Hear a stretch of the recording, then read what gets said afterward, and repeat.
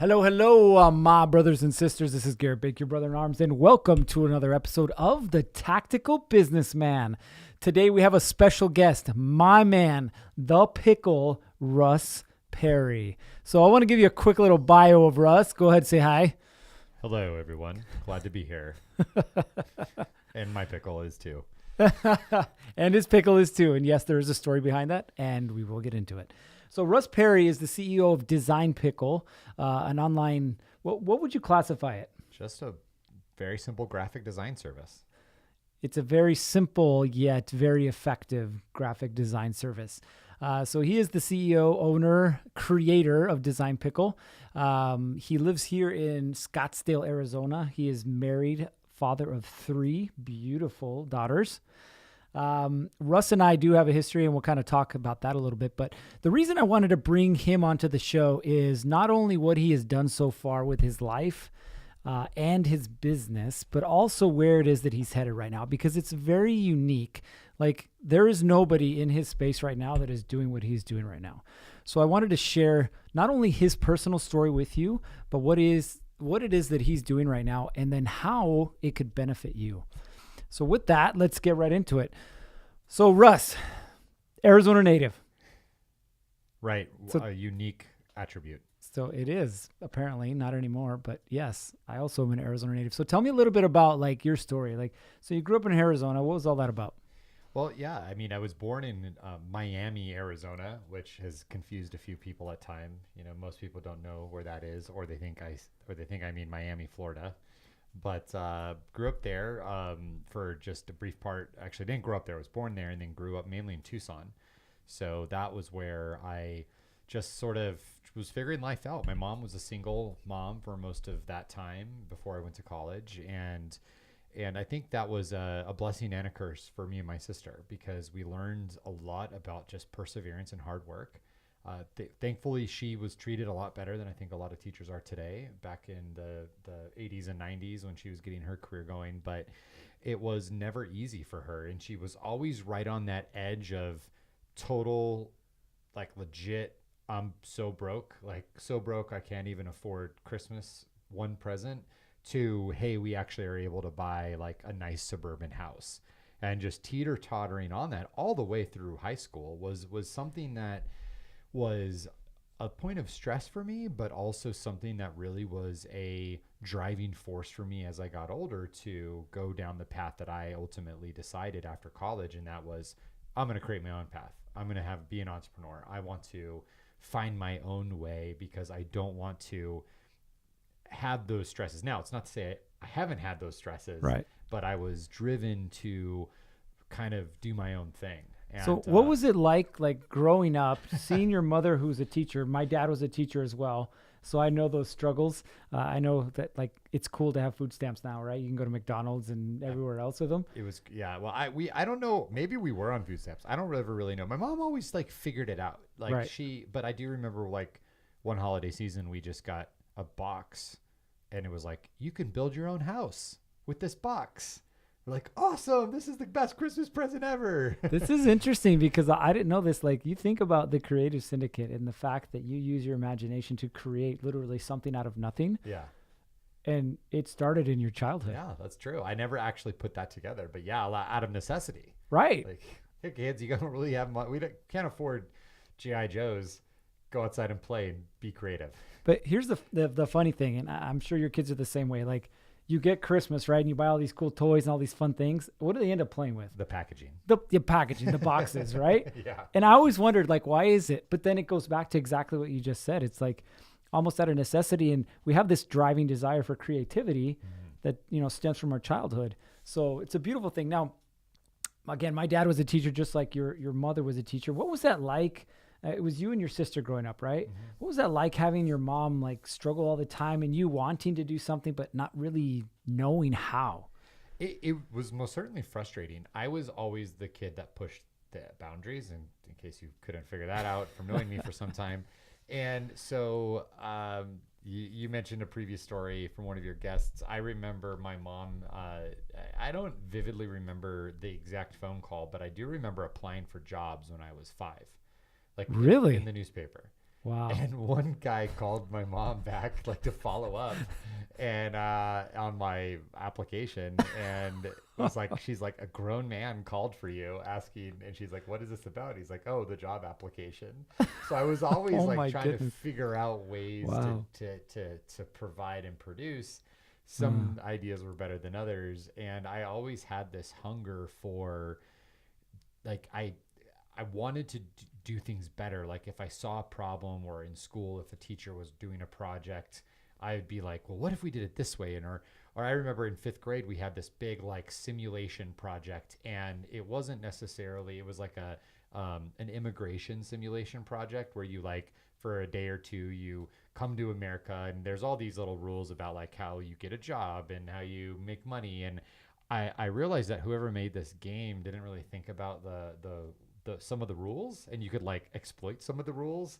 And so my team, I found kind of like the loopholes, and we had like the most money, the most everything, because of like poor game design. And then I don't know, like that's always been my mind. But I grew up, and then I studied design, and I found out about business, and I was like, wow, business is actually coming up with better ways to do things, but you get paid for it if you're good at it. And this is the ultimate problem to solve. What problems can I solve now as an adult? wow. I've actually never heard that before. And it's like literally you figured out how to gamify the system, which is pretty much what business is, right? Is Yeah. how do you maximize your profitability within this space? I think profit is the delta of the value you've created. But yeah, the business is, a game of value creation. Right. And you can rig those systems too for some amount of time. I mean, we all have encountered people not running ethical businesses, but those that figure out, hey, I can put an X amount of energy and get 2x or 3x or 4x or 10x amount of value to someone else, that ends up becoming the best businesses out there. That's true. That's true. So it sounds like from an early age, you were into business and you really didn't want to be like your mother in the sense that you didn't want to work for somebody and be able to, be told how much you were worth, the days you had to work, the vacations you got, and things like that. Yeah, and she was pretty vocal about not becoming a teacher. She's like, you need to go to college. You need to do something else. I mean, she went to college too. She got her master's and stuff. But Right. I mean, and I was like, okay, I gotta get out of here. I think my main driver to go to college was to move out of my house. Like, I didn't think that I could do that without going to college. That was sort of my only path that I at the time thought was possible. But I moved away to go not far. I grew up in Tucson. I went to Arizona State University in Tempe, Arizona. But the irony of it is she moved to Phoenix the same year as me when I left. You couldn't get away from But it was kind of that cool, like, mom's still around. I could go get groceries and she's there. But yeah, I was driven. And I learned that from her too. So it wasn't just that I didn't want to be like her. I learned hard work from her. I actually learned hard work from my dad. I didn't grow up with him. He grew up in, he lived in Payson, Arizona, so more rural Arizona.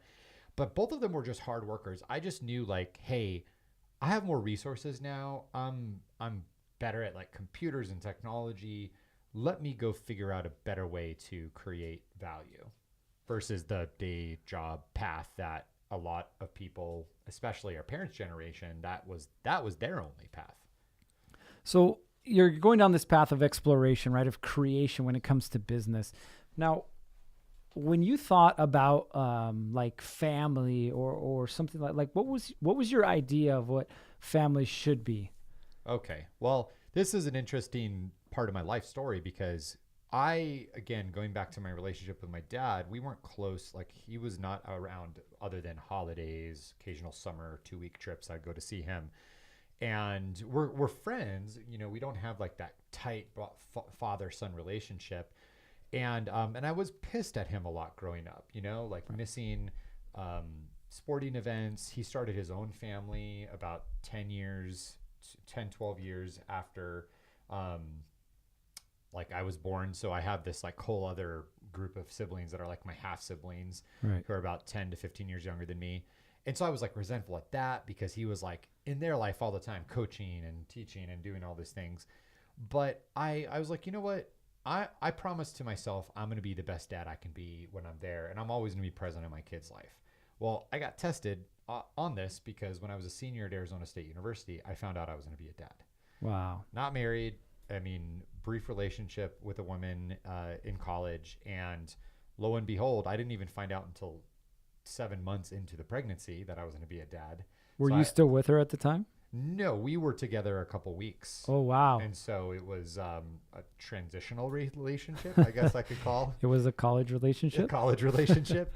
And so I had a ticket booked to Australia. I was going to be working as an intern for a creative agency out there. I was like graduating and on my way. And I find out, oh, wait, by the way, you actually have this daughter coming. So What did that do to your plans? Dude, it messed them all up completely. I mean, I lost at the time thousands of dollars on this trip that I had planned because I'd worked through a travel agency, kind of like an internship program that I had to pay these deposits. So I lost that money. I was scared. I didn't know what I was going to do, but like I rallied and I remembered that promise to myself. Like, I'm going to be the best dad I could be. So I figured out a place to live by myself near a job that I got downtown. And my first time living on my own, because I went from my high school house to roommates, like I'd always been living with someone. I basically had a 1-bedroom apartment in downtown Phoenix, and Maddox, my oldest, who's now 13, her crib was like in my bed.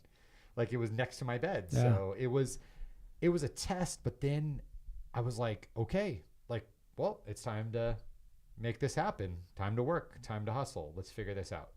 So there was never like there is another option. No, like this is it. Like I promised myself this is what I was going to do, and I was not going to abandon that promise. Absolutely. And if you're not married in the state of Arizona, at least, and you have a kid, you don't have any parenting rights. So I had to go through the state to get joint custody, go through all that process. That took almost a year and a half to get. Actually, January 12th, which is my birthday of 2006, was the court date in which I was awarded joint custody. Wow. So that was a really emotional process too, and kind of a eye-opening process as well, because I actually am very thankful for my relationship with Maddox's mom.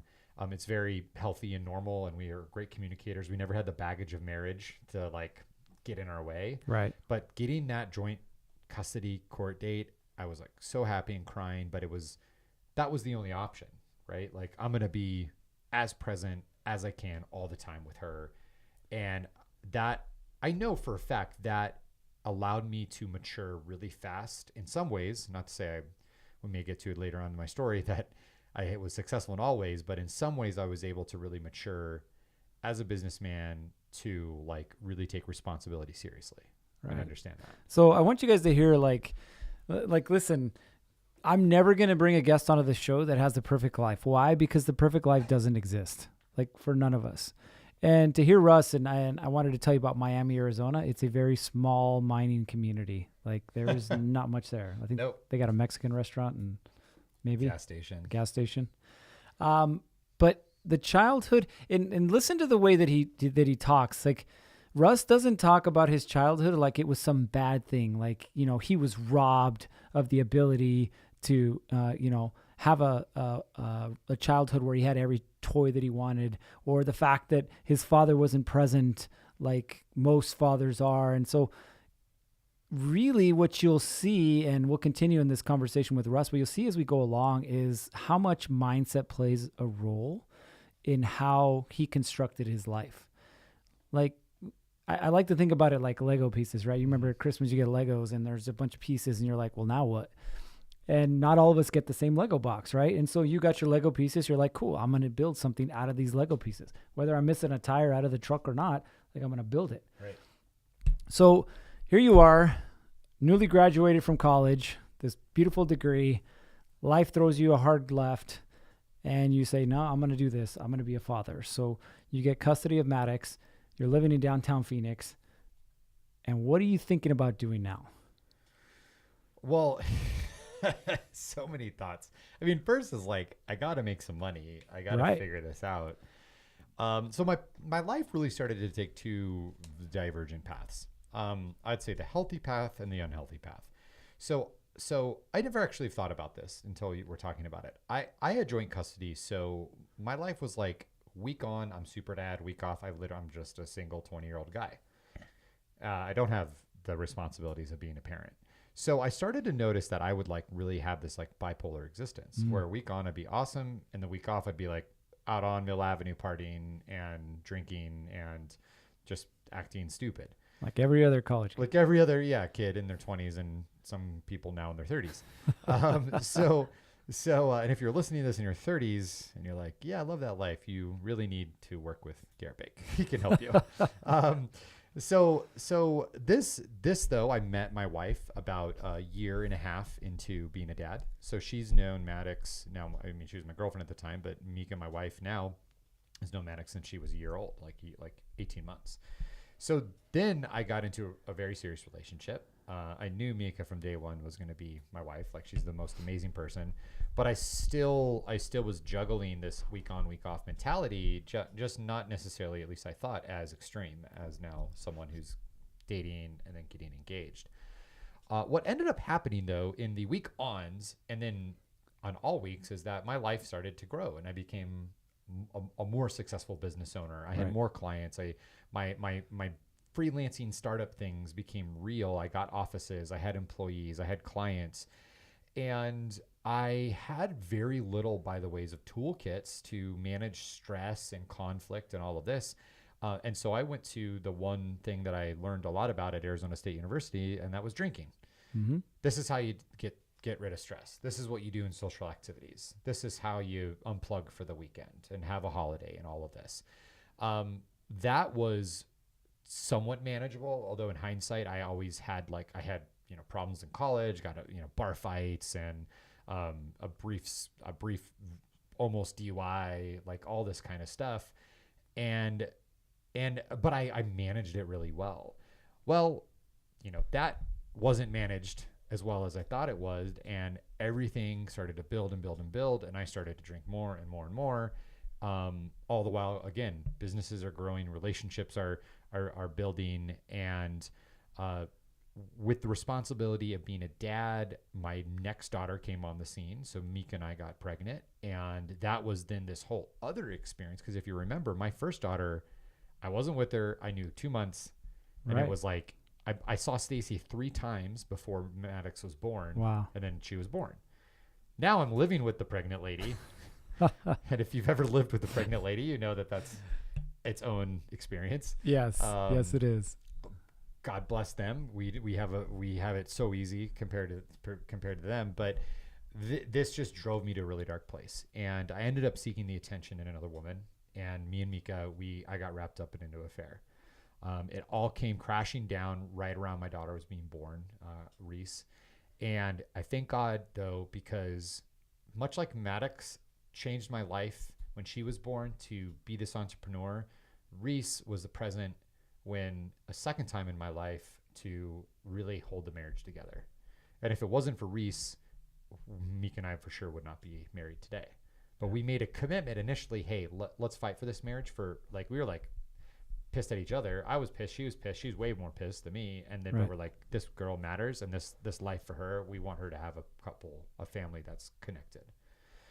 So that's kind of, I think, where my life, like, I entered into the beginning parts of the current phase of my life, which was a life of really thinking about what matters. And I got sober a year after that.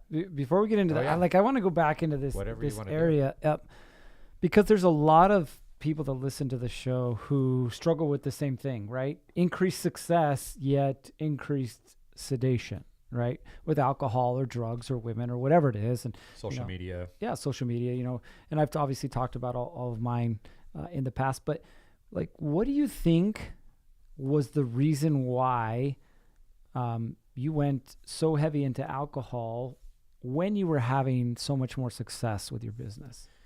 Well, it was a false belief that it was very compartmentalized. Like, I could drink, I could work, I can drink at work, but those things necessarily weren't integrated.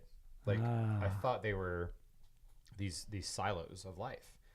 And when you're done working and it's the weekend, it's time to relax. Also, I was succeeding, quote unquote, relative to what I thought was possible. So I think my mindset of my own self value was a lot lower. So it didn't take much to feel successful. Like if I just was like making money and paying the bills, I felt really great because there was a time in my life when I wasn't doing that. And so like alcohol and my life and the existence I had a very low ceiling of happiness, or at least of vision for myself. Wow. Wow.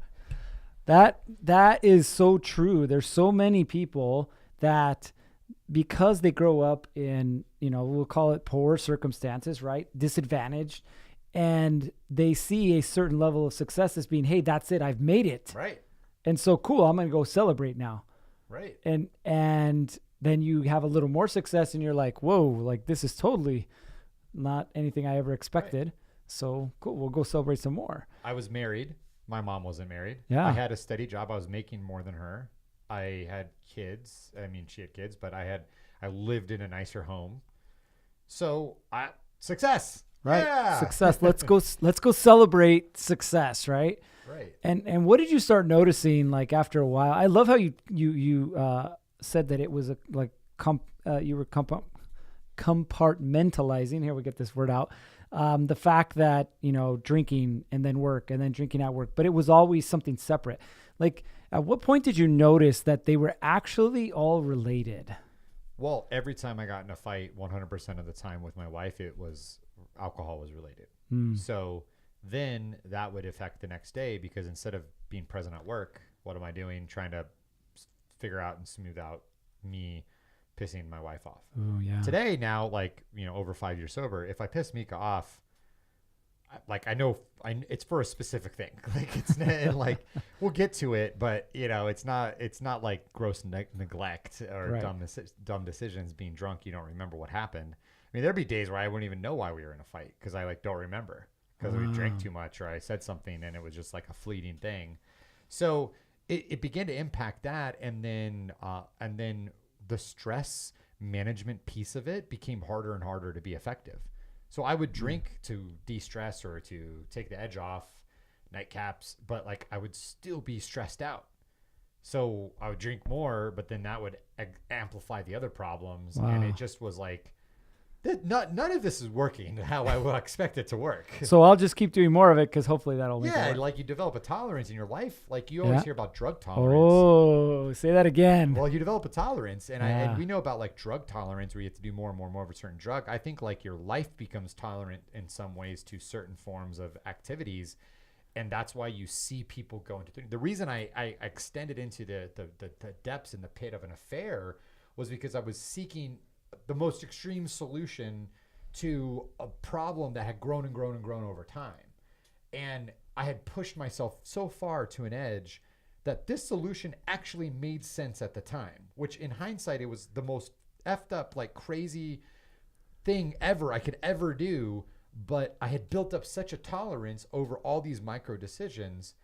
And so where I really was hell, this is not working was that moment. And I recognized everything I promised myself as that young boy on who I wanted to be, not like my dad. I was actually repeating the exact same mistakes. Ooh.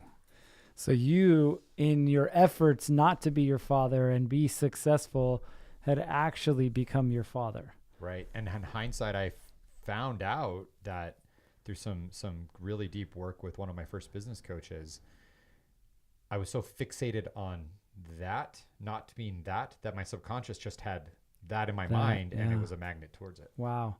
And that's so true. I mean, how many of you who are listening right now can relate to that? We try and avoid the pitfalls of our parents or avoid the trials and issues that they had, but because we're so busy trying to avoid them, we actually like a magnet. Yeah, we're attracted to them. Right. And we end up being just like our parents, and then we wonder, well, how in the hell did I end up this way? Right. And this is why like the work you and I have done inside of Warrior and programs like that you run is because it actually is training your brain to grow beyond this world you have created and your life is and your childhood and everything you've created, you're actually working on learning a whole new way to think that attracts new stuff. Yeah. Versus whatever we were able to do on our own. Right. And I love that you said that because, when you think about it, when you got married, there was no manual like, hey, this is how I'm a dad to mind you, this isn't the traditional marriage, right? Right. I've got somebody I'm bringing along for the ride. Yeah. So there's no manual that says, hey, this is the way you should do it, or this is what success looks like. And so you reach what you think is success and it's not really what you want, but it kind of is. And so you're just kind of like circling in this mist, for lack of a better term. Right. And I actually am thankful for my rock bottom, but some people, which could be even worse, never hit a rock bottom and then they just float for 30 years. Oh, yeah. And they wake up and like that they're like, what the hell? Like, what am I doing? Yeah. They wake up at 50 or 60 years old and they're like, oh, my life just passed me by and I'm still in the same place. Exactly. So for you guys that are listening right now, what I want you to understand is you're not alone. Like, you're not the only ones that experience this like fog of life, this uncertainty or this lack of fulfillment. Like, it happens to all of us. And like you, we've also screwed some things up. But the question now becomes, you've screwed something up and what do you do about it? And I want to kind of set this frame for Russ. He talks about business and he talks about personal life as being in different categories and not really being related. Like, he would separate one from the other. And the truth is that they're interrelated. Like, when something happens in one, it automatically triggers the other. Mm-hmm.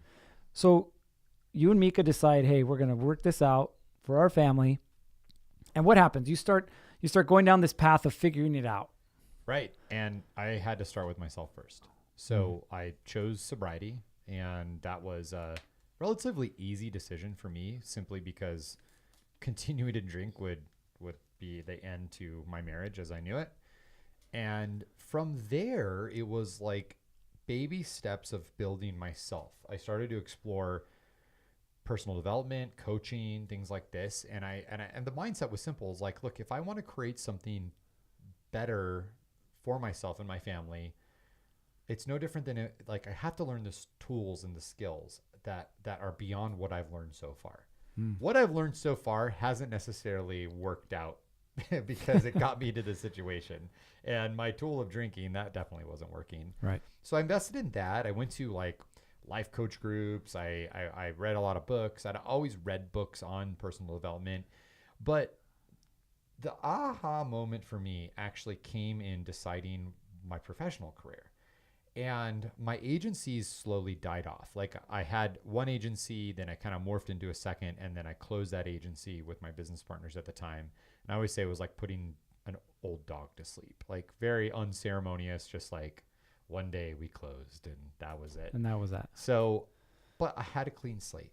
And I said, look, life isn't compartmentalized. Life is integrated. Business, life, family, everything is all one package. What do I want for my business to be so that it could support my life first? And I actually created a list, a very specific list of the kind of business I wanted. I wanted recurring revenue. I wanted to be an online business because I like traveling.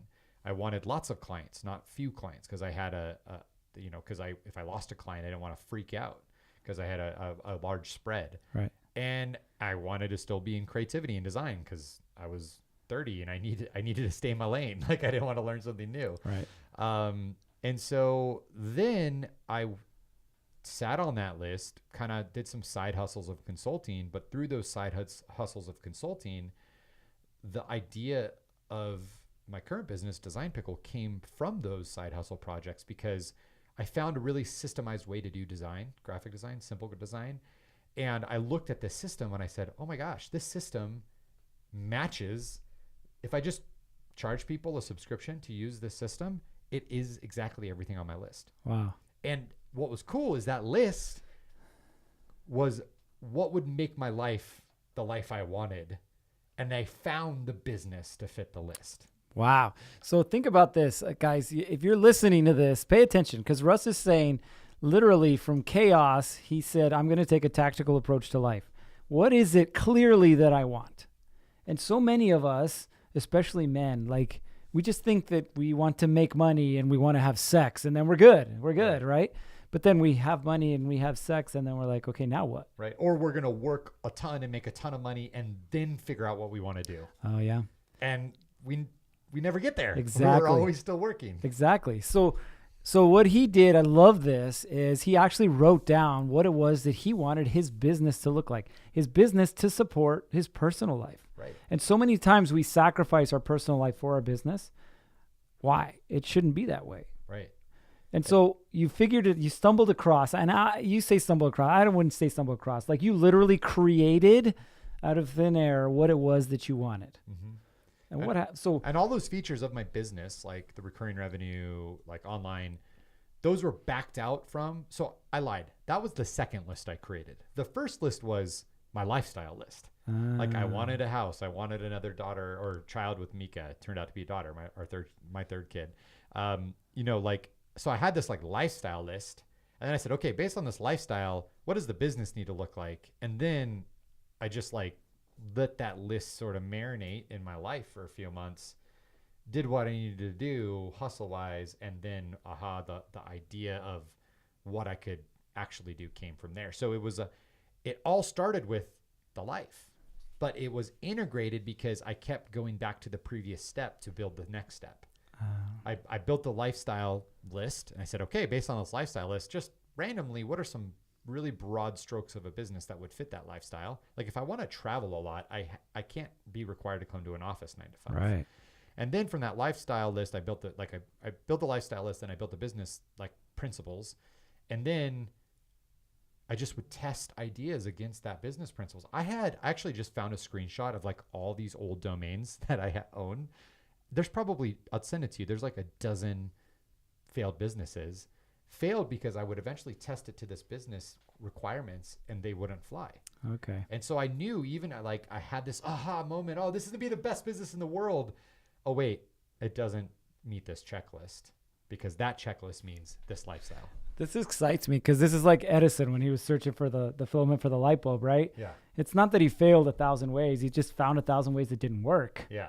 Exactly. And so I love this that you're saying, oh, no, I had a list. Like, it's not like it just happened right away. Like, I had to go through the steps to actually make it happen. I had to take action. Right. And like a funny example was I had this great idea for, I had a young child at the time. So I had this great idea for a little device that if you have a car seat and you're at a restaurant and you like just your baby sleeping and you take the car seat out of the carrier and you put it on the floor, a lot of parents like rock it. They like they're leaning over. They're like using their foot to kind of keep the baby sleeping on the floor. Don't put it in a high chair. That's dangerous.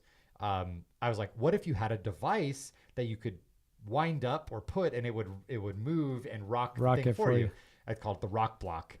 Well, guess what? On that list was stay in your lane, stay in creativity and graphic design. Here I was going down a path of like manufacturing things in China. And I was like, this is not gonna the work. business you need to be in. That's awesome though. Like think about that. You just gave somebody a great idea. So I got the designs all done, prototypes. If you want it, get a hold of Russ Perry. So how did Design Pickle, first the business and the name, come about? Well, the name was byproduct of me always working with companies with boring names. So I wanted just a fun name. Like my agency, I worked with companies that the name sounded like a bunch of lawyers made them. Ooh, and I like pickles a lot, and designpickle.com was available. So it came, the idea of the business was from my consulting because my clients were using this automated system to get some simple designs done. That was between me and a designer and a project manager all online. And that they were the happiest using that. Like all the other stuff I was doing for them, they were like, but like, dude, you got my business card designed really fast. Thank you. Like I was getting tons of accolades for that.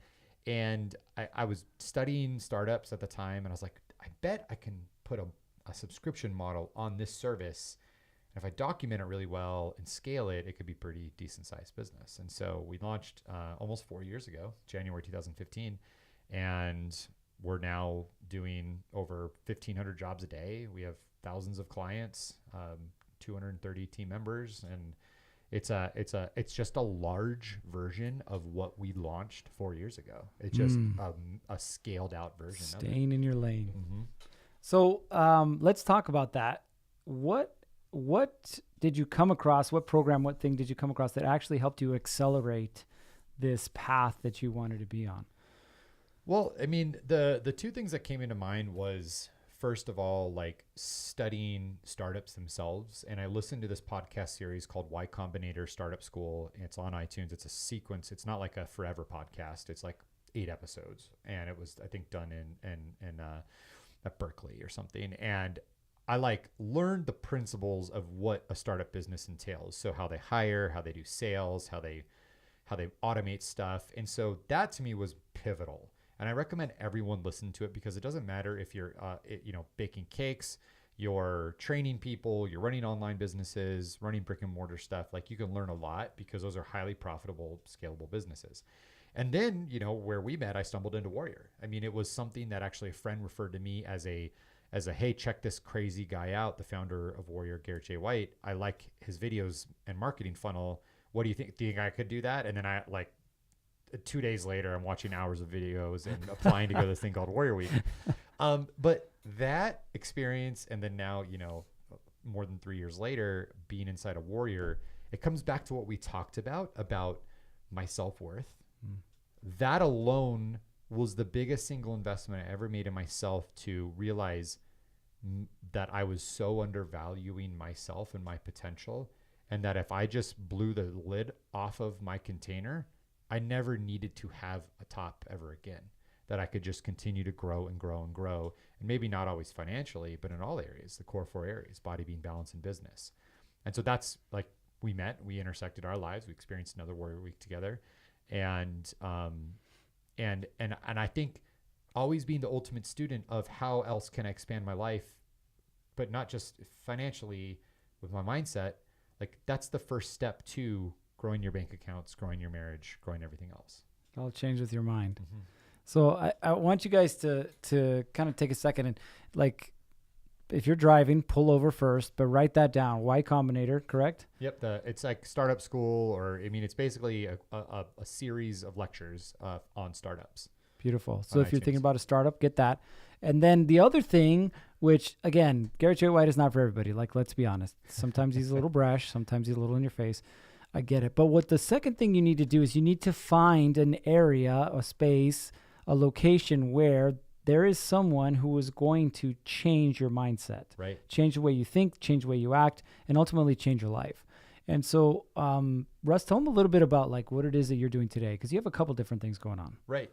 So I just want to add really quick, like, my investment into Warrior was my third or fourth thing that I had done in investing in my mindset. Like, I had coaches and programs before that. Right. So you'll always find the next thing, right. And then you may eclipse your teacher, and you got to find another thing, because yep. even not every program is forever. Yes. So now I run a program called the Creative Syndicate. So I have Design Pickle, subscription-based graphic design, flat rate, $370 a month. But I looked at, well, what was the single most powerful thing for me? It's mindset training. And yes. So now I run a program called the Creative Syndicate, thecreativesyndicate.com. And it's for creative entrepreneurs. So creatives or entrepreneurs or creative entrepreneurs, or you want to be a creative entrepreneur. And it's for men and women. It's an online program. And we are teaching this now. We have active groups going through really the same training you and I paid 5-6 figures for. Right. We're doing for a fraction of that in a condensed timeline. And it's all about helping others expand that container for themselves. Right. Right. So we didn't touch on it too much, but I want you to talk about the Sober brand. Yeah. I think that's important. The Sober brand I look at as more like a forever brand for me. And out of the journey of alcohol in sobriety, I realized I need to be building resources for other people, especially men entrepreneurs that are struggling with any form of addiction. Because at the end of the day, to be a successful entrepreneur, you actually have to be addicted.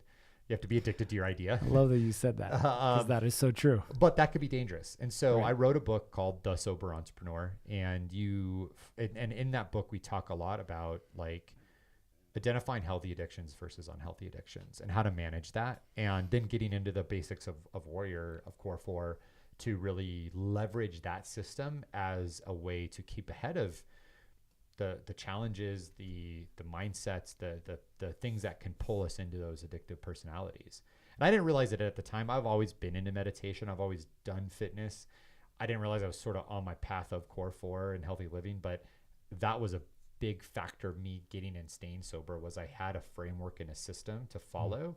And now, like, I've run hundreds of guys through challenges built on Warrior. There's none actively happening right now, but using the principles that you and I both train on as a mechanism for staying sober, and it's massively successful. Right.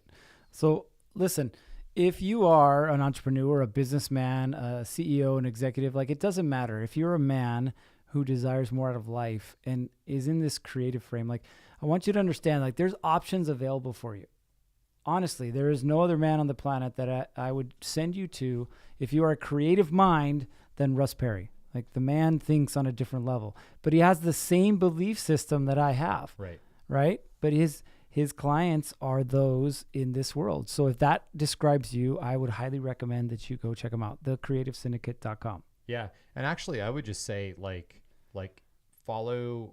start an Instagram. You know, best place is just go to Russ Perry on Instagram, because that's sort of the tip of the iceberg for everything, whether it's Design Pickle, whether it's training, the book, whatever.